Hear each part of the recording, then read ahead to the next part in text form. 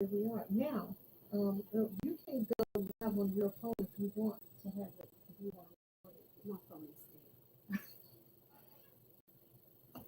Mhm. What happened? dead. I am a consumer of the Candy Crush saga, Okay, yes. and that might have consumed quite a bit of battery. I've also been following my video on TikTok, which means that that consumes battery also. So it's dead, but we can repost it. Okay, sounds good. All right, so hello, good evening, good night. We're happy What's to be here. Yes. up? So this is Earl and Savage Girl, Earlene and Shanice, and we are going live again for the first time in some months. And so much has happened since the last time we were on, and the last time that we shared. So for those who are new, we are, I guess I would say, former schoolmates. We went to elementary school together and to high school together. Earlene was two classes ahead of me. Actually, class of '86. I'm class of '88. And after all these years, now with us being 52 and 53 years old, we have found out that we are, in fact, not just related, but sisters. Born of the same um, Mom, yeah, same womb, there we go. I was looking for the proper word. same mother, yes. And my mother, our mother, had Earlene first, I guess at age 17, and 60. yeah, 16. She gave her up for, well, she just turned, had her 17th birthday in December. Okay.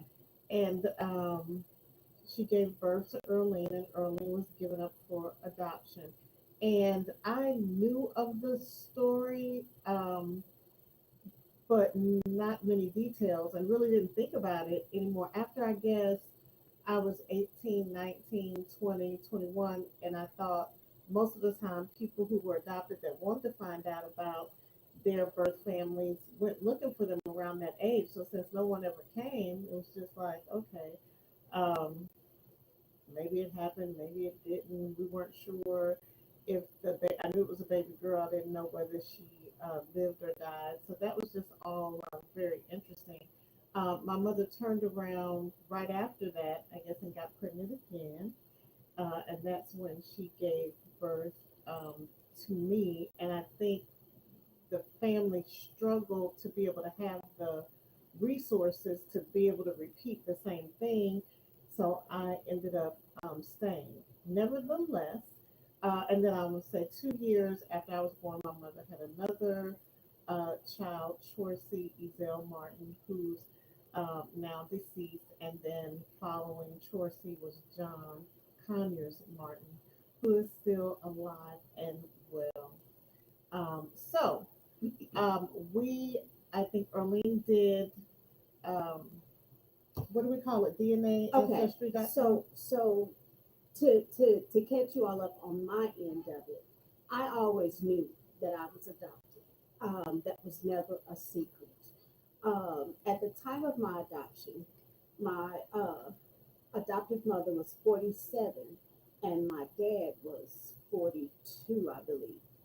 But only thing that I had knew was that my mother worked someplace where she came in contact with unwed mothers, and that she had oftentimes taken in these, babies, but the mothers would always come back and get their children.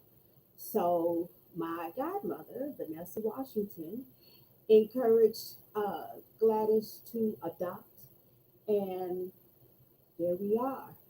And as far as being at 18, wanting to discover or, where from, I always thought that those who reached out to say, you know, you adopted me, you never loved me, and I'm gonna go find my real mother. I never felt that. now looking back, at no time did anyone make me feel different, but I just knew I was different from everybody else. Just different. Um, and I went through the years of burying my adopted mother, my stepmother, and my father. And I was thinking I was out here alone. And then, when you get over a certain age and you have to start going to the doctor, they want to know your family history. And I really couldn't give that information. So my friend, Manuela, she did the DNA, ancestry DNA for me as a gift. Her and Karen went in together. Okay. And I was like, okay, whatever. Not thinking, it was during COVID also. So it took a long time to even get any kind of results back. And then as they started coming back, the third and fourth cousins started popping up. And I was like, okay, all right. And then you start to ask the questions. Well, your grandfather would have been the mother or brother to my mother or father. So who is that? And that unearthed other family issues, because I talked to one cousin who said that she didn't even know that her grandfather wasn't her father's dad until they started figuring out where I could have come from. So again, ancestry DNA is a wonderful thing that's out there. However, when you come from a society of don't ask, don't tell, keep our business is our business, and then you start to ruffle the feathers, things can go awry, and you Mhm. have to be prepared for that in the end. Was I prepared to meet my mother? I thought I was. But after the way things had kind of played out, it rocked me. It literally rocked me to the core. And I'm still trying to uh, clean up from Hurricane uh, Anita. The first hurricane of the season. They name them A's anyway. Okay. Um, I do still love you, mommy, but yeah, you blew through like a hurricane, and I'm still uh, doing damage control behind it. Of course, I hope FEMA can step in and help out, but that may not be the case I at like all. that. I like that analogy. So, yes, DNA Ancestry.com. And I think, just the way the universe would have it, um, I had a kit, but I hadn't used it. Wendell had given it to me for a Christmas present. And I just didn't make it a priority to use it. But I guess something similar happened with our mother where she got a kit and she did it and processed it. And, then, you were able to know. Um, it just, came up. Yeah, This but is your I would mother. have never thought though. When I first got the hit that said, you have a new DNA match, I'm like, yeah, okay, this is another cousin. And then when I opened it up, it said child slash parent. And myself is saying, well, I know that I don't have any children, so this has got to be my mother. Right. And there we You are. got my stamp. And here we are now to enjoy sisterhood. It's a bit different, but at the same time, it's what I've been groomed for because I've been influenced by some great sisters. I can't really say blood now, but Mhm. they've been a part of my life for as long as I've been around. You know, Mhm. Brenda, Leah, Rhonda, Regina, Jackie, Mackie, all of those have helped mold me into what I am. And at 53, you would think that I wouldn't still be growing, but I still am. Oh, I'm absolutely. still growing. What was funny was that we were thinking about what topic we were going to do today. Mhm. And what was your suggestion, Sissy? Starting over, and I haven't gotten to that yet, but yeah, definitely starting over. So actually, I'll jump right into that. Well, before getting there, so since, let's Y'all look say, at this. We finding both got out, the same fingernail missing. Look at Oh this. yeah, I got Look at several that. missing. But on the Yeah. same hand, the same fingernail. If that ain't um, sisters, I don't know. Lord have mercy. this happened in April, right? So it had to be April, the month of Mm-hmm. April, because I remember I was on my way to Coachella, and at that time you were in Phoenix, Arizona, and you have just transitioned to Atlanta. Look, the months are running together. So was it October. October? Wow, the beginning of October or the What end of that? September? What when we met, Mommy? No, when you came here Oh, to stay. it was. I've been here 6, 7 weeks now, so Okay, that should take us back into the end of September. yeah, end of September, I would say. And so I wanted to, well, we plan to do this regularly. We were doing it regularly before Earlene moved, but then, of course, in trying to move and get settled, and life is happening to everyone, definitely me, just a lot of things going on. And I really shouldn't have let that stop us from taking this time to have these sessions, but you just get caught up and one thing happened and one thing Mm-hmm. leads to another, and you're like, okay, no, tomorrow, okay, well, no, next week, and then, so finally, on Friday, I had been planning this since the beginning of October. I got tickets to see my favorite artist, Rasan Patterson, and Yeah, I didn't even know what he was saying at first. I kept saying that we was going to see Raheem Divine. oh Lord, and that was I had just that so completely not. I off. was very not happy with Completely that. off. But I had tickets to see Rasan Patterson, and I was like, oh, this would be good for our first sister outing together. And so, um, even in the midst of a lot of craziness that was going on, because I already had the tickets, I was very much committed to going and looking forward to the time. So we decided it's probably been the first time in a long time that I just, really did something for me. And it was a good thing for us to be able to get out outside the house and do something meaningful. And so as we were getting ready, I was telling Imani, I was like, you know what? We should do a TikTok. I want to do a TikTok. Of course, it was just Don't very rush. spare the Don't moment. rush. And of course, the comfort challenge is on my mind. We'll get there. But I was like, I want to do something. What can we do to get ready? So Imani came down. She got my phone. Okay, why is my computer starting to be crazy? Imani got my phone, and we decided to do the TikTok thing. And lo and behold, so we do the little TikTok. Actually, it made us a few minutes late for the concert. Um, getting out and getting down to City Winery, but it was a real cute thing. Who knew? And for me, that's actually viral. That it would be like 30,000 people that watched this TikTok video. That I didn't even feel like I was at my best. I felt a little bit grandma-ish. Sure, we still had on house um, shoes.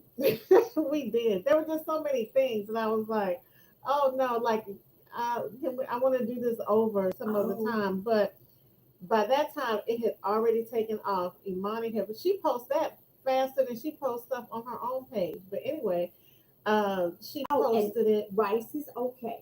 We did not kick him. He was just Child, I did gently not have time for all these moved people who care more out about of animals than they do about camera people. view. So Rice is okay. Mm, okay. So, and Call Peter if you anyway, so yes, we did that. I thought that was cute, and I was like, "Oh, that's definitely a good way to bring us back full circle." And actually, we have some topics that we're going to be hitting as we start to get on, on a more regular basis. But we're going to move it to just YouTube soon. So right now we're doing YouTube, Facebook, and Instagram. I added, but we'll be moving just to YouTube and doing some really fun and special things for our subscribers. But today, it is Sunday night. I know it's late and we all want to get to bed, and it probably feels later than it is because, the time time went back change. last night. So it's 10:18, but it probably feels more like 11:18. But unfortunately, this is the only time A lot of times I get in the house when it's quiet and stuff after, I've taken care of Mhm. 90% of my responsibilities. This is the time that it is. But today I wanted to talk on starting over. Um, One of the crazy things that's happened in the last couple of weeks is my computer just, I don't even want to say died. It just like stopped. I don't know. And it was like in the middle of a day, and I live by my computer and my phone. I keep everything in my computer and my MacBook Air. And I opened it up and it was in the middle of an update. So whatever week that update, that last update they had was, and my computer went to update. And all I know is when I tried to open it up again, it was frozen on the login screen. And I already knew that was trouble. And I tried every troubleshooting tip that I know. I'm somewhat tech savvy. And eventually it just got to a point, it wouldn't let me load in safe mode. Um, it was just a mess. So I finally got the black screen of death, and it had like this mouse icon on it, and it was telling me Mac setup. And of course, I had all these things on my MacBook Air, a lot of files that were not backed up. I mean, just you know, and I was going to order. The last thing I was going to do is try to order a battery and see if I could change out the battery myself on the inside. But that's a lot of work. Not that I can't do it, but it's a lot of work. And I have this Assurion like home plan for things like computers and things like that. I was like, I pay for this every month. Let me go ahead and use this. And whatever they have to do to get my computer up and running. But the bottom line is, I'm going to have to some degree, even if some of my files are saved, which I'm not going to count on. It's that thought that I'm going to have to start over. I built up Okay. all this stuff, and now I have to start over. Or I can stay stuck in just talking about what I had and all the files I had and what I was doing. But at some point, forward, in order to move forward, I'm going to have to start over. I'm going to have to start over. And I know that's scary for a lot of people, the whole thought of starting over. But I'm so grateful to God that in in this life we do have opportunities to start over if we take them. For me, a lot of times, shit, every day is like starting over. Um, I look forward to that. Maybe that's why I'm a morning person, because when that sun rises, it's like it's an opportunity to start over, to do things differently. Um, and I think a lot of times we don't take that seriously enough. We like to do a lot of picking up where we left off, or whatever. But it's important to start over. I could even speak to that in my marriage without getting into too much detail, but like, now marrying someone who I had a relationship with um, over 30 years ago. In some naive ways, we tried to pick up where we left off, but you got to start over. You really just have to start over. You can't come in with assumptions. It's important to do the work. Um, it's important to do the work of starting over and not being afraid to do that. Not being afraid to start over. So, that's kind of just what I wanted to talk about and touch on, the whole concept of starting over. And, especially with Earlene coming here to Atlanta. And when we were talking about this topic, she asked me, she was like, well, do you mean fresh start or start over? And I'm like, I don't know. I don't want to assume that starting over is necessarily a fresh start, because I don't know. She has to define that for herself. But um, for us, even let me go there. As as I said before, we were schoolmates. We were schoolmates. We were in the same school during elementary school, high school. We were friends, so we had relationship. But then, in finding out that we were sisters some months ago, I don't know that we just pick up kind of like where we were and left off. It's a different relationship, a different dynamic. And to me, it's like starting over For with me, it's with some knowledge. it's a fresh start Okay, so go ahead. because I look. Mm, for me, it would be a fresh start as opposed to starting over. Because in my twisted mentality, starting over means as though you can't bring any of the past with you. And although there are things in our past that we, of course, wish that we could uh, not have to handle, but going forward, you sometimes you don't know how far you've come until you look back at where you once were. So, but if you go back each day, to the point of where you left off, then you spend so much of the time trying to regroup, or trying to move past further than you had gotten the day before. Well, it's So not a race. it's not in order to be considered productive. Um, a lot of times people look at how many steps you've made, and for me, I'll be the first to say that I have lived the majority of my life like that hamster on that wheel. All of those steps, and I'm still in that doggone wheel. Somebody stop the wheel. Let me Mhm. get off. Let me change my shoes. you know, Give me something to drink, and then don't throw me back in the rat race again.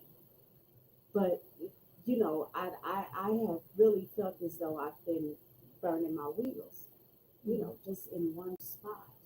And it takes a movement from God in order for me to go forward, because I would still be in St. Louis trying to make relationships work that I had clearly outgrown. That's a sign of spinning your wheels. Right. You know, I would have still been in Phoenix trying to live in a lifestyle that allows you to function every day but not live.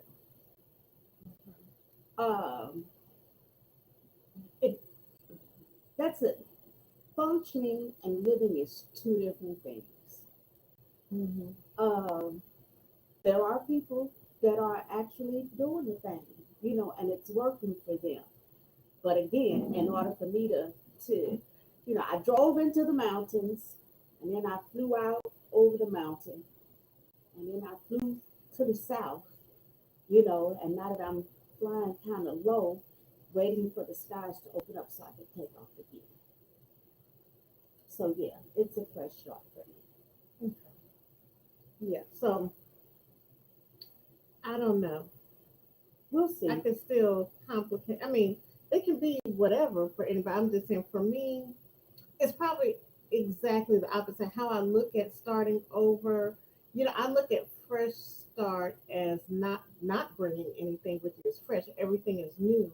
So when I start over, I'm starting over, but I have some new knowledge. It's just like if you're writing, if you're writing like an essay and it's going the wrong way, there's a certain point where you're like, can I save this and write some things to make it turn out the way? But sometimes you actually save more time if you just scratch it, stop being hell bent on this path and where this is going, start over. Fresh idea, start over. And try not to think about it too much, but just, do it. And um, as you do things over again, certain things will become muscle memory because you don't have to think about it as hard as you did before. But then you also Hmm. become open to um, new things. And so I guess for me in my life, I'm learning, well, always learning, um, and talking to myself and saying, it's okay. It's okay to start over. It's okay um, to try things and fail as long as you don't stay there, as long as you take that failure, you use it for something else good. I mean, so many things, there have been so many things that have been so difficult. I'm saying thank God for the ability to start over, to try something from a different angle or perspective and grow. And, just because this is something or something that's been this way for so many years doesn't mean you have to stick with it being that way. Um, What's really interesting about it is that all of we always hear somebody saying, if you choose not to do something that is, or if you how do they say it, Sissy? When you choose not to do something, it doesn't mean that it'll go away. A lot of times it just comes back bigger. mhm, Or deciding not to act on it, it just gets bigger. mhm, I learned that lesson, mhm, really, because I knew I was going to Phoenix. The only thing I didn't know was what day I would be going, mhm, because she had told me that, we're on the list. We could get a call at any day. mhm, And, when the call came, I had to hurry up and scramble. Um, just like coming out here. I knew that I was coming here, but I was I'm still shook, but I'm trying to get unshook. But I dropped the ball on the way, coming this way, because I could have probably taken other steps and other measures so that I would have, all of my belongings, mhm, and I would no longer be uh, a I don't want to say a burden, but I would no longer be in the in Mac's way. And I'm not saying that she made me feel as though I was a burden, but I realized that 10 extra boxes of things in your garage while you're trying to make moves yourself can be, throw everything off, and so she's having to pause because I got to pause. And mm, it's unfair that those closest to me have had to kind of pump their brakes because of my procrastination and my sluggishness about handling things. Because sometimes I wish things would just kind of work themselves out. When I close my eyes at night, I pray to both God and my fairy godmother to fix it for me. And every day I wake up and my breasts are still down. They don't come back like I want them to. The size 16s that I keep trying on every week, and I'm saying, please let me fit in. I but then when I don't take steps to make the 16s fit again, then how do you expect for it to get better?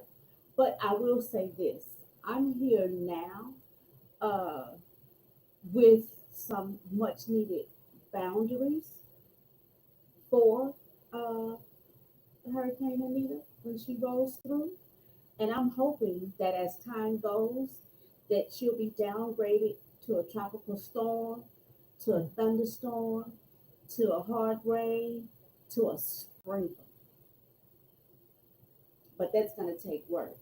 And the good thing is that we're both willing to try and do that differently. We really are. So again, fresh start, starting over, a mhm. redo, or you really can't redo anything because it's already said and done. But you can go forward from this point and remember not to use those kinds of words or that kind of situation again. So Mhm. we'll see. Yeah, and I guess for us, like, okay, so starting here, or building a relationship as sisters, um, it's different. You know what I'm saying? And so, and we're at, speaking of like our mother, we're both at different stages, I think, with her. And there's okay, that's okay. Um, there's actually room for that. Um, I don't assume I don't assume that Earlene's experience will be necessarily identical to mine. Um, and so we'll just have to see. Well, Sissy, let me say this. Let me say this, because this is something that I've been thinking of also.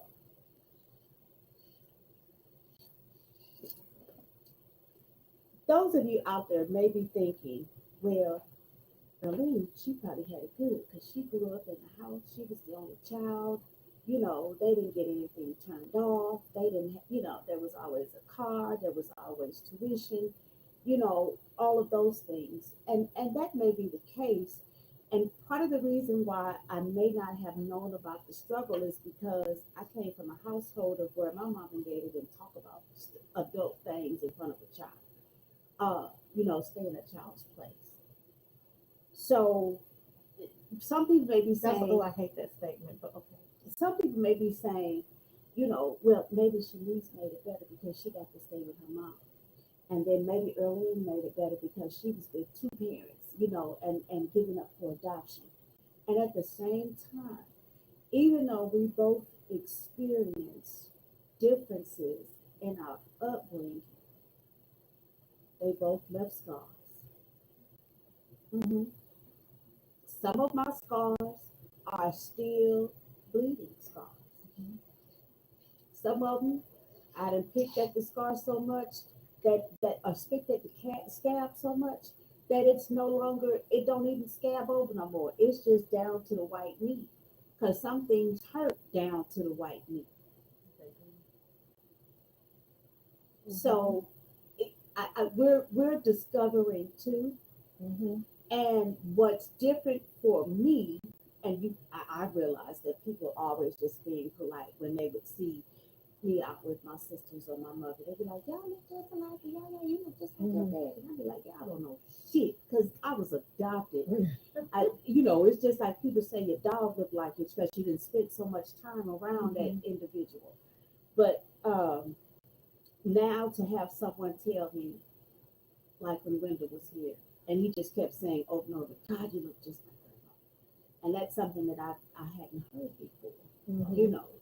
or the fact that we're all the same height, the fact that we wear the same size shoe, Mhm. the fact that I understand the artsiness and the butterflies and the twinkles from Imani, and at the same time I also understand India and her mom. We have to leave now, and I also understand the no, it's not from Jay, because all of that is a part of me. There are so many times that I have, as an adult, just wanted things to stop.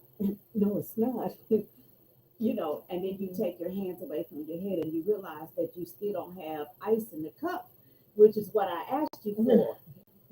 So you Oh, he gonna be so mad in the morning because we don't have ice. just don't say no. Matter of fact, I had to call on one of my girlfriends to get some help Mhm. in working with Jay. Jay is autistic, and I've never been around autistic, people on a regular. Um, and the thing that I had to get used to the most was the outburst, because I still don't know what they come from, but I have to stand firm and let him know that that outburst didn't phase me. But I'd be ready to take off running, Mhm. but I can't. I'm still And the responsible. crazy thing is that I always say sometimes I want to take off running, but Mm. I cannot. I think, all jokes aside, I joke a lot about Jay or having a child that's special needs, having a child that has been disabled since birth, and I was saying this in a very serious discussion earlier this week. People can be upset, but you can't be no more upset than me. You can't be no more bothered than me. I had him.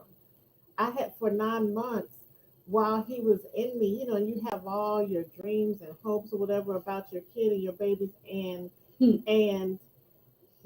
I almost died having. I had him in distress, um, and sure, I'm happy he's here. I'm happy he made it, but like real talk, like the level of disappointment at realizing that he wasn't going to be quite. I saw it coming early on for so long because when he was born, he was his APGARs were really low, so he was void of oxygen for a long time. It's just so I was prepared. I was looking for the different signs and things, and as I started noticing things from even his first few months to through that first year to the second year to when he wasn't really saying when he wasn't verbal or saying mama and dada or anything, or when he was slow to walk, slow to reach those other development goals.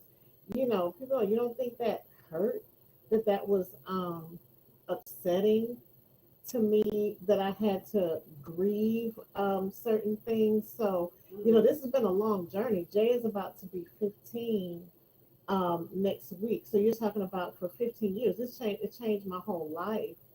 Um, created, well, put more stress on a marriage that was already stressed at the time.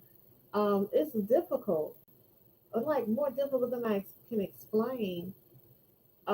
Having a child with severe developmental delays, um, and intellectual disabilities to a certain degree, it is tough. It is tough, but I can't make it go away. All I can do, and some days are really, really bad days, which is why, again, I'm so grateful to be able to start over. Every day is a new day. If I had to stick with every funky day or bad day that happened and just carry on from that, staying, it would be just incredibly difficult. So, it's tough. And I would say that, with Jay, those challenges are very you can see them, they're obvious. But I don't want to take away any of the challenges uh, that any of the kids have had in their uh, development. Raising kids, period, is tough because you're with them, pretty much all the time. And they, you know, man, they get to see you at your best and worst, and you still have to always be on. And I'm always, and I think I just put this in my story tonight because I'll get to that eventually, the whole killer Sally thing, and then it just incorporating something that Earl said. And I was thinking about it. I used to hate it when I was a kid when people used to tell me, like stay in a child's place. Well, that would be great if I was really just a regular child having childlike experiences, but you put me in adult situations. I'm dealing with adult fucking issues. And so staying in a child's place is some convenient shit that you say to get me off your back, to get the pressure off of you. This is me included, as grown Shanice with kids, and it's tough because it's not always I guess that phrase comes from the time when kids were seen and not heard, and Exactly. that kind of thing, but that's Exactly. just like so not necessarily helping on so many levels. um but I digress. um yeah, being a parent, and I guess being a parent has also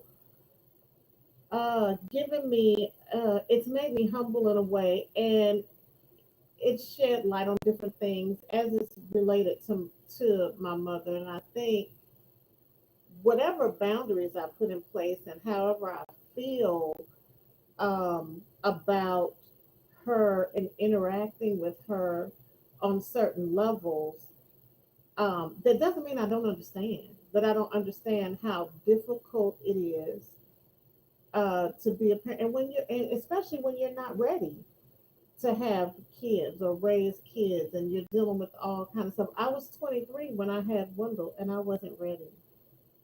I Well, wasn't ready, I but could I did it. I remember um, one of the conversations that I had uh, with my mother, and she was saying how she really wanted to be June Cleaver.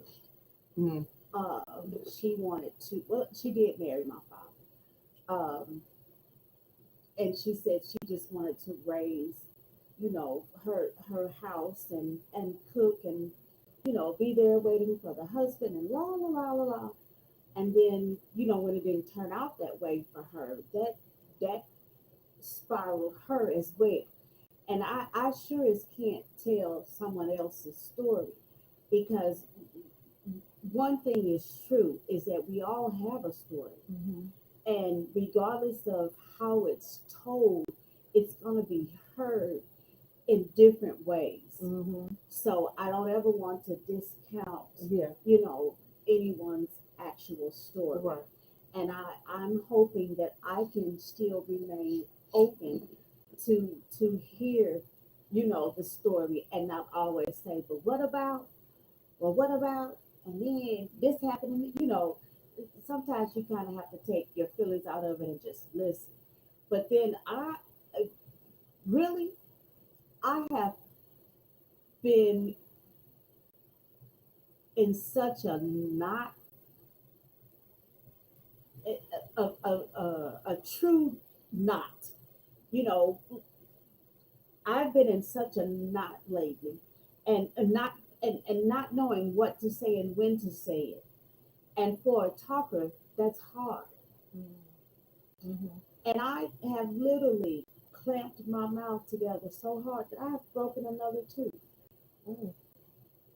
So um, it's important that whatever voice you give yourself, that you make sure you're speaking to the right crowd, or make sure that you're Mm. speaking to a crowd that will appreciate you enough to the fact of where they even listen. I agree with that.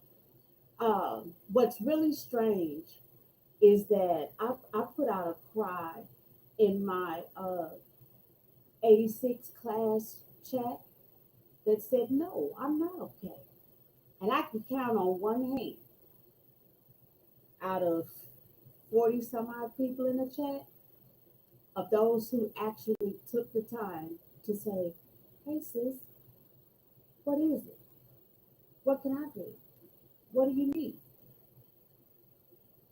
And every time somebody cries out, it doesn't mean that there's a monetary need. It doesn't mean anything more than just be there for that other person. You know what I'm saying? Hey, how you doing? Did you make your move yet? Are you okay? What's Mhm. going on? This is new for me because I grew up as an only child, and now I'm in a house with one, two, three, four other people, three dogs and three cats. I don't have a space anymore. Yes, there's an area that I primarily live in, but it's not like I can just say, "Oh, I'm gonna lock the door and pad it up, and nobody can come into this space," because that's not true. Mhm. That the cats still come. So Tell me about it. But I chose that. as did I, Yeah. as did I. And I'm here for it. Don't get me wrong. It's not a complaint. It's just things that make you say, hmm. Hmm. But I'm here for it. Still don't know what this is going to bring about. Uh, but I'm enjoying the city of Atlanta when I get out and get an opportunity to Hmm. see it. Yeah, I'm in. it's been a tough start. Just with both of us, there's so many different things going on in our lives separately and then collectively. But I like the fact that we're willing to address it and tackle it. Like every day, it's like, oh, and you have been rolling with some punches, with some things that neither of us could foresee. Just so many things going on. And you just have to be you just have to be supportive. That's the main thing. Hmm. Is you try to be for others what you hope they would be for you. Hmm. But with that being said, I'm gonna drop some more knowledge on you. The people who feed you ain't gonna loan you no money. The people who loan you money ain't gonna let you stay with them. And the people who let you stay with them ain't gonna feed you or loan you no money because you here in my house.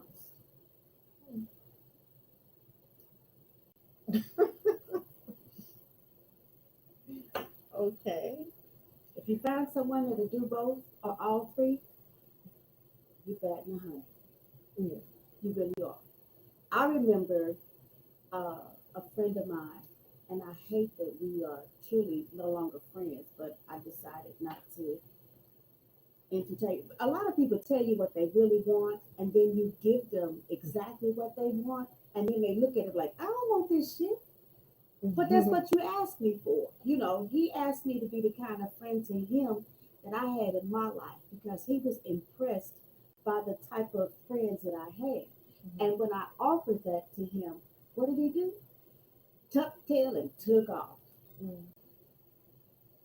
So, Yeah. be careful what you ask for. You just might get it. And be careful what you pray for.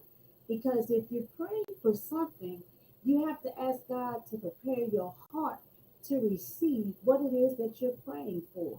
Because what you're praying for, baby, like they say, you praying for rain, you got to deal with the mud. Yeah, it's funny like that because I'm a person who actually has a very hard time asking people for things. Like I have a problem asking for what I need and what I want. But Because in the we've been past, made to get it ourselves. yeah, in the past though, I've gotten really upset when people didn't Why did you tell me address. you needed that? And Um, why did you tell me you needed that? You never told me you needed that. Yeah, I did. You just didn't hear it. yeah, so I don't know. I've decided I'm trying to challenge myself. This isn't starting over, doing things differently, challenging myself to ask for help when I need it. And so it's just starting small. One of the things that's an issue, I will say it's an issue, is that with my three younger kids, um, being by my ex husband, he doesn't pay child support, but he's supposed to, but it's just never happened.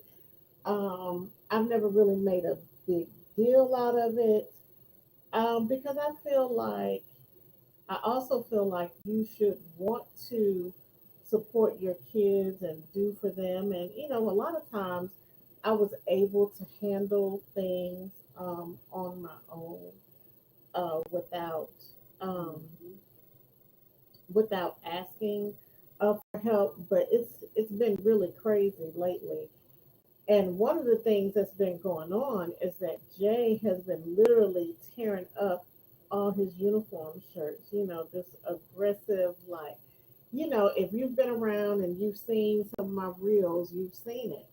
And these shirts, after a while, I'm buying shirts over and over and over again. And at the same time, while I'm dealing with that, I'm dealing with a car being down. Actually, last week, three cars were down. We didn't have, I had to rent a car for a couple of days because all the cars were down. And then the hot water heater went out and things. And so, I was like, you know what? I am going to reach out to their dad and I let him know what was going on and what was needed. And I want to say within 12 hours, he cashed at me money to replace those shirts. And I was really glad. And I was like, wow, now I'm smart enough to know that that's probably not always going to happen and be settled that quickly. And I need to figure something else out that's going to be more regular and whatever. But it was, it felt good to be able to ask and him come through. And a couple of times over these last couple of weeks, I've had to lean on my circle, my close friends to help me out with whether it was going to pick up the rental car or whatever, picking me up from somewhere, and they were there. But I had so much anxiety about it because I'm used to, or I had been so used to being told no, whether it's from my mother at different times or whatever, and always just preparing to suit up and do everything myself. And I just got to a point where I just couldn't. I had taken myself as far as I literally as I could, and I had to reach out for help. And I think that was a good and healthy exercise for me because you know, the reality is there that I'm there for a lot of people and have been there for a lot of people. Um, but I never did that expecting them to do anything for me. But I'm just, incredibly happy and blessed that people have come through and shown me love, whether it's a former student or, a friend. That's been incredibly helpful to me at this time. Um, yeah, go ahead, Rowan. I knew you were gonna say something. Mm-mm. Um, This is one of them times I'm going to pinch it closed because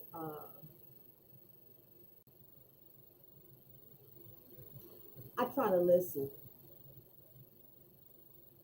I really do try to listen to the people that I care about the most. And I try to help out the most. Um, Even if in terms of uh, distancing myself from your eyesight, that way mhm. you don't have to look and say, oh, that's the other person that lives here in the house. You know, well, actually, no, I'm going to stay in my room, Mhm. because that way you don't have to feel as though you can't have open conversations. That way you won't feel as though you're in mixed company. I almost walked through with my Usher finger up, just passing through.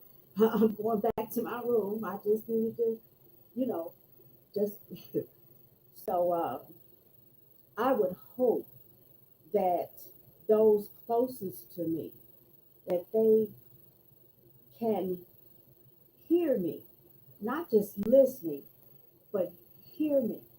Because I believe that if you listen with a sincere heart, you Mhm. can you'll know what to do for those that you care about. Because 9 times out of 10, it's the same shit that you would like to have done to you or for you. Maybe, but everybody's love language is different, But and everybody so and love they hear love. things different. But everybody love love. Maybe, but they don't know. As I said in my post earlier, like that Killer Sally thing, I gotta have a whole day for that. But I don't know. Yeah, I love, I guess, but what does that shit look like? What it looks like for me is different than what it might look like for someone else. It's just like with my kids. Like I love my kids. I do. Every single one of them. But I'm not walking around kissing them and hugging them all the time. That's not, but I need to be careful because for for one or two of them, that might be their love language. So I need to maybe do that more or show that to them more. But I really love a lot through my action, through my undying like commitment to making sure they have what they need, and that they're able to pursue their dreams, and that they're able to talk to me and able to keep secrets sometimes when they need to. Like I'm aware of that. Just letting them be who they are. That's how I love. Even when that's uncomfortable for me. Even when it's uncomfortable for me to accept certain things that I wouldn't choose. I love them enough to let them have that, because I think that's just the highest form of love, is giving people choice. Like free will, like is what God would do, to do and believe whatever it is they want, even if it's uncomfortable for me. Um, that's how I love. But other people are different. Other people love by buying things or show love by doing, different things. So, we just have to be cognizant of different people's love languages. Um, I know my friends, there are times my friends, we hug and we cry together, but I know a lot of times they love me by allowing me to keep my dignity in certain situations that could really break me down, but allowing me to stay strong and look strong in the moments where I need to. Um, you know, love looks different, but the key is figuring that shit out, and doing it, you know. If you don't know, and nobody really takes the time to show you, and you really don't know what book to read to help you find out what it could be, you just know what doesn't feel right. And I can say that at my lower points, it's fewer and fewer people around. But when, girl, come on, I got you, you know, yeah, sure, you can borrow $300. It went from $3 to 300, depending upon where I was at in my careers. You know, uh, oh, sure, you can stay, no problem. I don't need anything from you. I got it, I got it, I got it. And then when the table comes, those that you think would be able to support you and help you in the same way don't do it. They turn coats. But at the same time, I'm fortunate enough, I'm blessed enough to have friends that have been on this walk with me. And yeah, it is hard for me to ask for help because I don't always want to hear the word no, especially if I've already had the conversation in my head about how I'm going to go ahead and ask for something. And then, I'm told no. And I'm like, see, that's exactly why I don't ask for shit. And then you have to say, okay, well, where has that gotten you? Mm-hmm. So that's that wheel, y'all. That's that spinning wheel. And even though a lot of people truly enjoy running, I don't. Everybody that I see running looks out of breath to me. That's not what I want. I'm I'm serious. running. That's not what I want. I don't, if there's a way that you can, hey,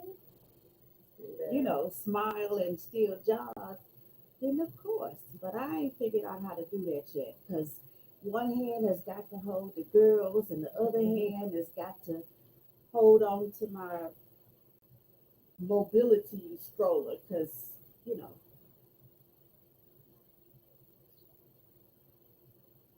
life is real. Life is real. That that is so true. So what we're going to do is we are going to be sharing more of our real life moments with a little bit more focus. I wish I don't want to pick up my phone now and look it up, but I know we have topics for different days. And so it should be really interesting and meaningful because I don't like to do anything that's That not doesn't mean meaningful. Yeah, right. I am running because I don't have time to waste. I feel like, um, I don't know how limited my time is, but I just want to make sure I use it all in my purpose, like working in my purpose. And so whatever it is that I need to fix, do, adjust, or whatever to get where I need to be, I want to be in the will. I want to be doing what I need to be doing. And if nothing else, that's what motivates me each day. It's tough. I was telling earlier before, there are days, you know, there are days I don't want to get out of bed at 5:30 to do anything. But if I don't, who will? So that's what I do know. Nobody's going to do that for me. You know, when things need to get done, if I don't do it, who's going to do it? And if I wait, you know, the work, everything could come up from up under me. You know, I shoulda, woulda, coulda, and somebody can help me. I have to do what I can for me, whether I should have to or not, because I just have to do. You know, I'm responsible for those kids upstairs, and I'm still including mommy because even though she's 23, she's still 23. my child. She's 23. Okay. She just turned 23, but she's still my child, and this is her incubator, and I'm going to be here to support her. I'm responsible. I'm responsible for them, even more so for the two um, that are soon to be. Well, one is 16, and the other soon to be 15. So I have to do it. I'm gonna have to do it for Jay, presumably for the rest of his natural life. And so that's a lot to take in, like all at once. But every day I re up, you know, and when I go to bed at night and I pray about how this Lord give me the strength to get up the next day. And I don't even think about it too hard. I just get up and put one foot in front of the other.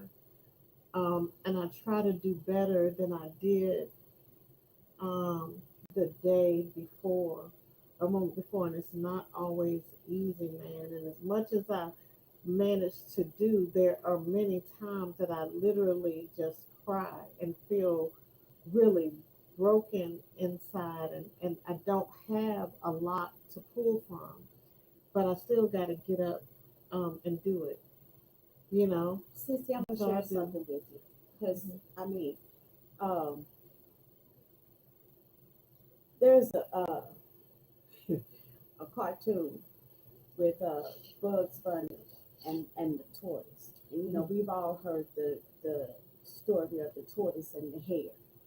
And in this particular episode, Mhm. Cecil Turtle is Mhm. getting ready to race against Bugs Bunny. Mhm. And Bugs Bunny just know he got it in the bag because he know he is fast. Mhm. Okay?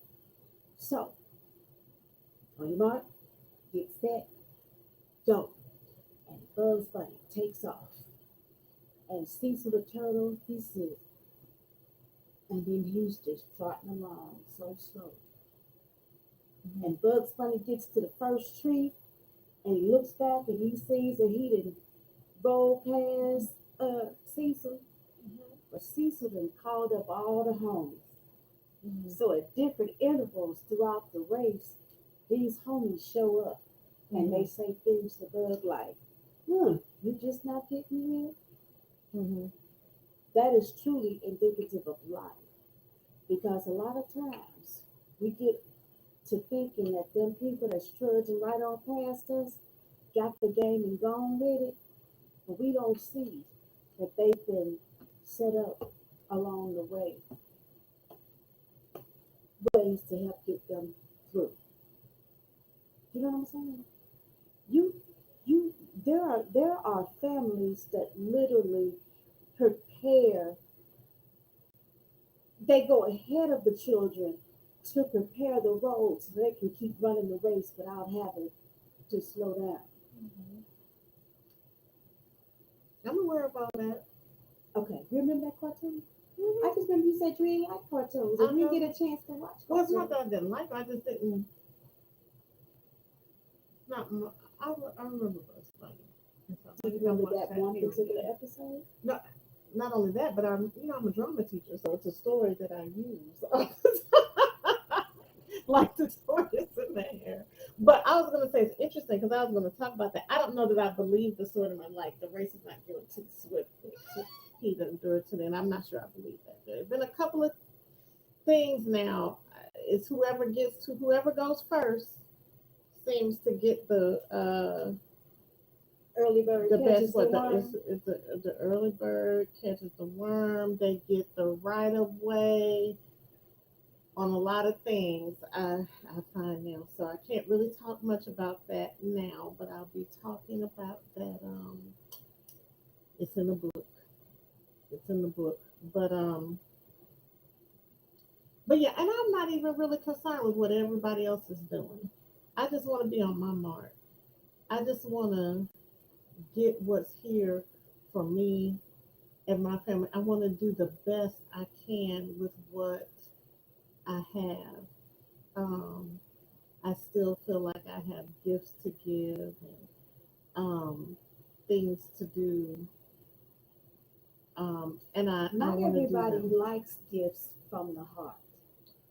Yeah. I remember one year that I spent a nice little amount of change to get solid gold beads and black onyx beads and these rare beads. And I made bracelets Hmm. because they say a gift from the heart is far more than anything else.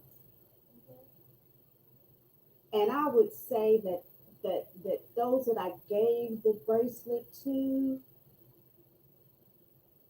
the majority of them by February couldn't even tell you what a bracelet was. But as long as you gave it in the right energy and it was from your heart, how that you're not responsible for how other people receive it. Keep keep doing it. Yeah, You but are if you giving from didn't, your heart. if they didn't use it or they just cast it off to the side, then it's uh, then what? It doesn't matter. As long as you gave it in the right energy, what you did, what other people do, we can't control it. We cannot. I'd rather keep it and give it to somebody who would at least Well, appreciate it. If you're not gonna use it, at maybe the least put it next somewhere where time, you can keep track of it or look at it every it's now and then or something. all about the energy that you put out. We can't be responsible for other people's responses. We can literally only do the best that we can do. That's all we can do. Do the best we can do, and that's what we're gonna do. We're gonna be giving you our best and updating you just on real life things that are happening here, things that we are working on, things we are creating, problems that we are solving. Not saying we have the answer for everybody else, but sometimes you just learn from people sharing their or experiences. So I am looking forward to the time. I'm glad we took this time tonight, even though, all things weren't perfect. And as you can see, my office is not, as presentational as I would like it to be, but we are here, and that's important. We are here in this space, and we're going to be here again, sharing some fun things, and we were a little, I guess, semi-serious tonight, but there'll be some times where we do more laughing and joking. That's actually Earlene's specialty. I am. She is learning that I am the ice princess. And in closing, yeah, let's talk about that. So our night Friday with Rasan Patterson. What you want to say about it? Ladies, do not use um, Vaseline body oil or body oil gel on the bottoms of your feet when you're going to the city arena or the city winery. because you have to walk up a whole lot of steps to get to the winery, and then you got to go downstairs to get to the venue. So keep that in mind. Yeah, Rashawn Patterson is my absolute favorite artist. And that's saying a lot because I have some favorites, some real humdingers, but I love real singers. I love real artists who are just genuine in their presentation. And I don't know, I went to see him. Uh, I could easily say it was '93. I'm not sure, but it was in Washington D.C. And he was performing with Rachelle Farrell Oh my and God, I George love Duke, her. and it was my first time encountering him, and I was mesmerized. Like, man, I enjoyed that concert so much, and I followed him ever since. And I literally just love the music. It gets me through sometimes, and it's really hard to get to see him live. A lot of times, by the time you find out, there was another venue. I can't think of the name of the place in Atlanta where he was one time, and I just could never get a ticket in time. And so I was determined. I was determined to see him, and it was just. I just wanted to be there and just soak it in, just hear the music and the sounds, and just really relax and enjoy the moment. And I did that. My way of enjoying the moment doing that is a lot different than Earlene, but I was so glad that she was really having fun and uh, just comfortable expressing herself. It didn't matter. I was probably like a little bit embarrassed, but it's just me. I tend to be as liberal as I am about quite a few things. I'm conservative about others. And so, especially we were talking to Wendell about it, being like in a theater and just being a theater teacher and having certain etiquette. And I was telling earlier, I put kids out of the theater for doing certain things. She broke all the rules, but she had a good time, I think. What do you want? Well, I will say this. I appreciate great music. Yes. And that is what I got to experience was great music. Mm-hmm. Um, there's been very few concerts that I've attended that have really, really um, entertained me, and that concert was one of them. And then to be so close to the stage, and the bass player was awesome. The guitar player was awesome. His backup singers were awesome. And there were some people that were dressed to the nines. And then there was others that was just casually there. Yeah. So it was a very mixed Grown crowd and that was sexy. enjoyable. So I look forward to trying something else on a different night, you know, and maybe we can do another rumble, Oh, another another challenge. We got to rumble. figure something else out to do. We got to do another TikTok. It's time for the follow up. So, so we'll be thinking about that. But it's been great being able to be live again. And hey, if you all have ideas on things you want us to talk about or cover, or a challenge you would like to see us do on TikTok, let us Good know. knees challenge is not gonna happen. Believe that. Good news. Yeah, you told me about that one, but we'll figure something out. We'll get some things going. But it was nice to be here in this space. I am ever so grateful and trust that there is more to come. Is there anything else you want to say If before we there's sign off? questions, please drop a question also, and maybe we can answer a question for you. If there's something that you'd like to know about our story, or maybe how we would respond to a certain situation, drop that off too. We got you. All right. Good night, all. Bye bye. You're out.